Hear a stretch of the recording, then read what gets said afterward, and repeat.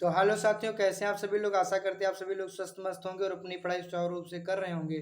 तो इस video lecture में हम बात करेंगे, जो साथी बीपीएससी टीआरई 4.0 की तैयारी कर रहे हैं उनके लिए यह प्रैक्टिस सेट है। और इस प्रैक्टिस सेट में हम जो है अंतःस्रावी ग्रंथियों से संबंधित बात करेंगे। जैसे कि हमारे पास में बात करेंगे अंतःस्रावी ग्रंथि, एंडोक्राइन ग्लैंड के बारे में। देखो, 3 प्रकार की ग्रंथियां होती हैं: अंतःस्रावी ग्रंथियां, बाह्यस्रावी ग्रंथियां और मिश्रित ग्रंथियां मानव शरीर में। तो उन्हीं पे आज जो है प्रैक्टिस सेट होगा। साथ में अगर आप सीटेट की तैयारी कर रहे हैं तो भी आपके लिए वीडियो हेल्पफुल रहेगा। और किसी भी एग्जाम की तैयारी कर रहे हैं, लाइक एनटीपीसी, ग्रुप डी और किसी भी एग्जाम की, तो उसमें साइंस टॉपिक है और तो उसमें आपके लिए ये वीडियो हेल्पफुल रहेगा। चलिए स्टार्ट करते हैं देर न करते हुए। पहला क्वेश्चन, अंतःस्रावी तंत्र तथा इसकी कार्यप्रणाली के अध्ययन को हम लोग क्या कहते हैं? Study of the endocrine system and its function is called. तो उसको हम लोग बोलते हैं एंडोक्राइनोलॉजी, एंडोक्राइनोलॉजी इसको बोलते हैं। ठीक, चलिए अगला क्वेश्चन देखते हैं। हार्मोन किससे स्रावित होता है? तो देखिए, ग्रंथियां होती हैं 3 प्रकार की, एक बाह्य ग्रंथियां, बाह्य और एक अंतःस्रावी ग्रंथियां, एक मिश्रित ग्रंथियां। तो जो बाह्य अंतःस्रावी ग्रंथियां होती हैं, वो बाह्य ग्रंथियों में क्या होता है, उसमें एंजाइम स्रावित होता है और वो नलिकाओं में प्रवाहित होता है, उनमें नलिकाएं पाई जाती है। लेकिन अंतःस्रावी ग्रंथियों में नलिकाएं पाई नहीं जाती हैं और ये हार्मोनों का स्रावण करती हैं। और मिश्रित जो ग्रंथि होती है उसको हम लोग बाह्य और अंतःस्रावी दोनों कहते हैं। जैसे अग्नाशय जो है वो एक मिश्रित ग्रंथि है। तो हार्मोन किससे स्रावित होता है? तो अंतःस्रावी ग्रंथियों से हार्मोन का स्रावण होता है। साथियों, यहाँ पर राइट आंसर सी विकल्प हो जाएगा। अगला प्रश्न देखते हैं, किस ग्रंथि को मास्टर ग्रंथि कहा जाता है? मास्टर ग्लैंड कहा जाता है पीयूष ग्रंथि को। इसी को हम लोग कहते हैं पिट्यूटरी ग्लैंड भी इसको कहते हैं, पिट्यूटरी ग्लैंड भी इसको कहते हैं। इसी को मास्टर ग्लैंड भी कहा जाता है। और शरीर की सबसे छोटी ग्रंथि पीयूष ग्रंथि होती है। अगर ऑप्शन में पीनियल है तो पीनियल हो जाती है, अगर पीनियल नहीं है तो फिर पीयूष ग्रंथि ही होती है। क्योंकि पीनियल जो है समय के साथ में वो गायब हो जाती है 60 साल के बाद। हाइपोफाइसिस भी इसी का नाम है। मानव शरीर का आर्केस्ट्रा भी इसको कहते हैं, क्योंकि सभी ग्रंथियों को आदेश यही ग्रंथि देती है। वृद्धि हार्मोन भी, सोमेटोट्रॉपिक हार्मोन भी पीयूष ग्रंथि से स्रावित होता है। अगला क्वेश्चन देखते हैं, पीयूष ग्रंथि कहाँ पर स्थित होती है? तो पीयूष ग्रंथि आपके मस्तिष्क में स्थित होती है, ब्रेन में। वहीं पे पीनियल होती है, वहीं पे हाइपोथैलेमस, वहीं पर पीयूष ग्रंथि होती है। पीनियल, हाइपोथैलेमस और पीयूष ग्रंथि। अगला देखते हैं, पीयूष ग्रंथि की आकृति कैसी होती है? तो पीयूष ग्रंथि की आकृति होती है मटर के दाने की जैसी, पीनट्स, मटर के दाने की जैसी होती है। अगला क्वेश्चन देखते हैं, निम्न में से किस हार्मोन की कमी के कारण उदकमेह रोग हो जाता है?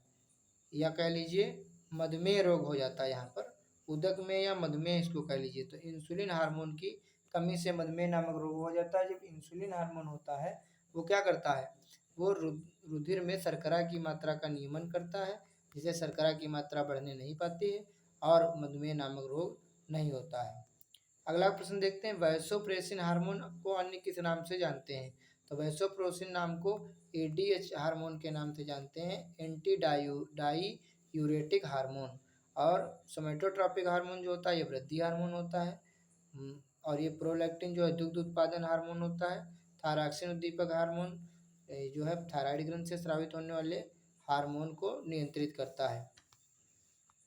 अगला देखते हैं, वैसोप्रेसिन या एडीएच किस ग्रंथि से स्रावित होता है? तो ये पीयूष ग्रंथि से स्रावित होता है, पिट्यूटरी ग्लैंड से ये हार्मोन स्रावित होता है। चलिए अगला देखते हैं। अगला क्वेश्चन है आपके सामने, वह रोग जिसमें मूत्र जो है तनु हो जाता है, डाइल्यूट हो जाता है तथा दिन भर में मूत्र अत्यधिक बनता है और रक्तचाप कम हो जाता है, ब्लड प्रेशर, कौन सा है? तो वो मधुमेह रोग हो जाता है। डायबिटीज जिसके होता है उसके ये समस्या हो जाती है। निम्नलिखित में से वृद्धि हार्मोन कौन सा है?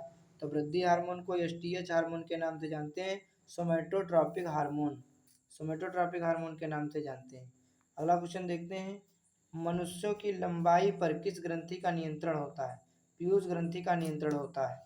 अगर एसटीएच ज़्यादा हार्मोन स्रावित होगा तो वृद्धि ज़्यादा होगी, शरीर भीमकायता हो जाएगा, और अगर कम होगा तो बौनापन हो जाता है।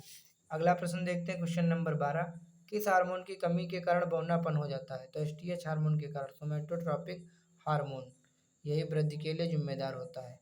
निम्न में से कौन सा रोग एटिलियोसिस यानी बौनापन कहलाता है? तो उसको डॉफिज्म कहते हैं, यानी बौनापन कहा जाता है। तो यहाँ पे ये शब्द याद रखना, एटिलियोसिस। एटिलियोसिस का मतलब भी बौनापन होता है। एसटीएच की अधिकता से कौन सा रोग हो जाता है? यानी सोमेटोट्रोपिक हार्मोन की अधिकता हो जाएगी तो फिर ज़्यादा ही वृद्धि हो जाएगी, यानी महाकायता, भीमकायता रोग हो जाता है। कमी से बौनापन हो जाता है।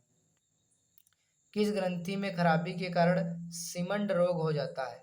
तो पिट्यूटरी ग्रंथि के कारण। किस ग्रंथि में खराबी के कारण सीमंड रोग हो जाता है? सीमंड का मतलब क्या होता है यहाँ पर? तो ये मास्टर ग्लैंड यानी पिट्यूटरी ग्लैंड की जो है खराबी के कारण हो जाता है।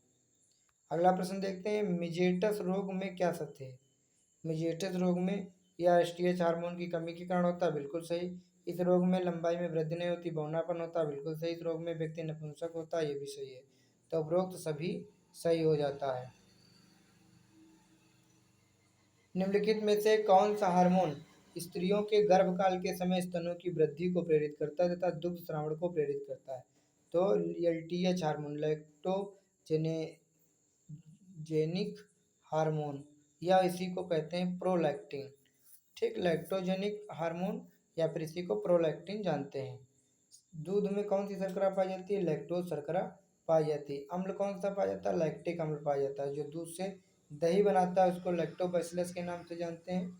और हार्मोन का नाम होता है लैक्टोजेनिक। लैक्टोजेनिक हार्मोन एलटीएच या प्रोलैक्टिन के नाम से जानते हैं।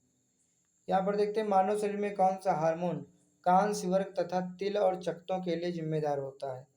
तो इसका होता है MSH। ठीक, यानी मेलोनोसाइट प्रेरक हार्मोन, स्टिमुलेटिंग हार्मोन या मेलानिन हार्मोन, जिससे त्वचा का रंग काला हो जाता है, ज़्यादा श्रावण होता है। अगला देखते हैं, MSH मेलानोसाइट स्टिमुलेटिंग हार्मोन का उत्पादन किस ग्रंथि द्वारा होता है? तो ये होता है पीयूष ग्रंथि के द्वारा होता है। निम्नलिखित में सबसे बड़ी अंतःस्रावी ग्रंथि कौन सी है? तो थायराइड सबसे बड़ी अंतःस्रावी ग्रंथि है जो गले में पाई जाती है। अगर थायराइड ग्रंथि थायरॉक्सिन हार्मोन का स्रावन करती है तो गले में घेंघा नामक रोग नहीं होता, कमी से हो जाता है। थायराइड ग्रंथि की आकृति किस प्रकार की होती है? थायराइड ग्रंथि की आकृति होती है यच प्रकार की, और 4 होती हैं इसमें ग्रंथियां। अगला प्रश्न देखते हैं, भ्रूणावस्था में थायरॉक्सिन की कमी होने पर कौन सा रोग हो जाता है? तो उसको हो जाता है क्रिटिनिज्म, यानी जड़वामनता हो जाती है, ध्यान रखेंगे। अगला है, मिक्सिडीमा रोग का संबंध किस ग्रंथि से है? तो इसका ग्रंथि से है, किस ग्रंथि से? तो इसका ग्रंथि से है थायराइड ग्रंथि से। ऑटोवामनता या मिक्सिडीमा या घेंघा, 3 रोग हो जाते हैं थायराइड ग्रंथि की कमी से। निम्न में से थायरॉक्सिन के अल्पश्रावण से कौन सा रोग होता है? तो जड़मानवता होता है, मिक्सिडीमा होता है, हाथी मोटा होता है, हाथी मोटा। आल सभी हो जाएगा इसका राइट आंसर। अगला देखते हैं, पैराथायराइड ग्रंथियां कितनी होती है? तो ये भी 4 होती हैं। पैरा माने 4 होता ही है, तो ये हो गया पैरा। पैराथायराइड हार्मोन का काम क्या होता है? तो काम होता है उसका रक्त में कैल्शियम की आदर्श मात्रा बनाए रखना, ये भी सही। आंत में कैल्शियम के श्रावण तथा वृक्क में पुनरावशोषण को बढ़ाता है, फास्फेट के उत्सर्जन को बढ़ाता है, उपरोक्त सभी। निम्न में से किस हार्मोन के अल्पश्रावण के कारण टिटैनी रोग हो जाता है? तो पैराथ हार्मोन के कारण टिटैनी रोग हो जाता है। यहाँ पर देखेंगे, ध्यान देंगे, पैराथायराइड हार्मोन के अतिश्रावण से कौन सा रोग हो जाता है? तो यहाँ पर इसका राइट आंसर होगा गठिया भी हो जाता है और ऑस्टियोपोरोसिस भी हो जाता है। तो बी और सी दोनों विकल्प यहाँ पर सही हो जाएगा। तो आशा करते हैं वीडियो आपके पसंद आया होगा। मिलते हैं आप सभी से नेक्स्ट वीडियो में, तब तक के लिए आप सभी का धन्यवाद। अगर आप नए चैनल पे, चैनल को सब्सक्राइब कर लीजिए, बेल आइकन को प्रेस कर लीजिए ताकि आपको हमारा वीडियो आप तक जल्दी पहुंच पाएगा सबसे पहले। और प्लेलिस्ट में जा कर के आप ढेर सारे हमारे वीडियो बीपीएससी टीआरई के प्रैक्टिस सेट हमने बना रखे हैं, उसको आप देख सकते हैं। तो जय हिंद, जय भारत।